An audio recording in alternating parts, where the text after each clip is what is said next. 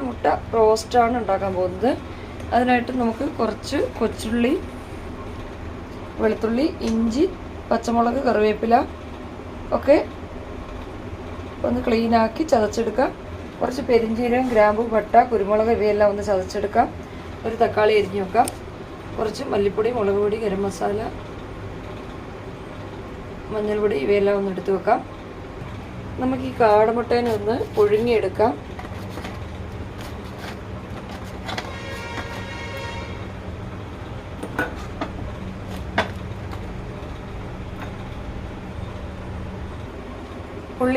ഉള്ളിയും ഇഞ്ചിയും ഒക്കെ ഒന്ന് ചതച്ചെടുക്കാം. മസാല ഒന്ന് ചതച്ചെടുക്കാം.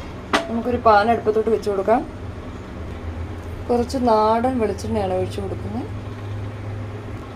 ഇത്തിരി കടുക് ഇട്ട് കൊടുക്കാം. നമുക്ക് ചതച്ച് വെച്ച കൊച്ചുള്ളി ഇട്ട് കൊടുക്കാം. ചതച്ച് വെച്ച വെളുത്തുള്ളി, ഇഞ്ചി, കറിവേപ്പില, പച്ചമുളക് ഇവ ഇട്ട് കൊടുക്കാം. നമ്മുടെ ചതച്ച് വെച്ച മസാല ഇട്ട് കൊടുക്കാം. ഒരു തക്കാളി അരിഞ്ഞ് ഇട്ട് കൊടുക്കാം. കാടമുട്ടയിൽ ധാരാളം പ്രോട്ടീനുകൾ അടങ്ങിയിട്ടുണ്ട്.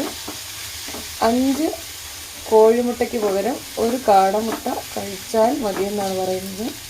അത്രയും ഗുണങ്ങളുള്ളതാണ് കാടമുട്ടയിൽ. പഴയ ആൾക്കാരൊക്കെ പറഞ്ഞേക്കാം 1000 കോഴിക്ക് അര കാടാന്ന്.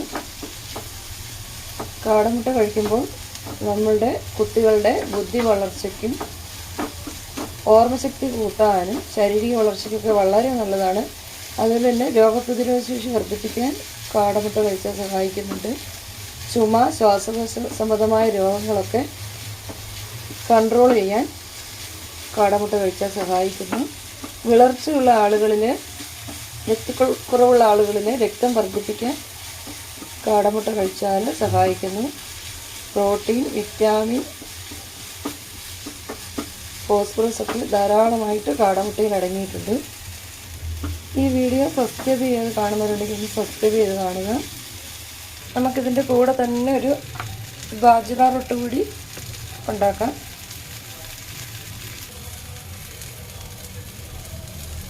ബാജ്റ റൊട്ടി നമ്മുടെ ശരീരത്തിന് ഒരുപാട് ഗുണങ്ങളുള്ള റൊട്ടിയാണ്, ഗോതമ്പ് റൊട്ടിയേക്കാളും.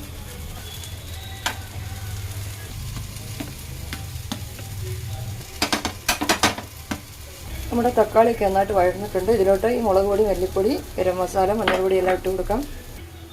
ഇത്തിരി വെള്ളം ഒഴിച്ച് കൊടുക്കാം. എന്നിട്ടൊന്ന് ബോയിൽ ചെയ്യാം. ഇത്തിരി ഉപ്പിട്ട് കൊടുക്കാം. കുറച്ച് മല്ലിയില ഇട്ട് കൊടുക്കാം. Thank you.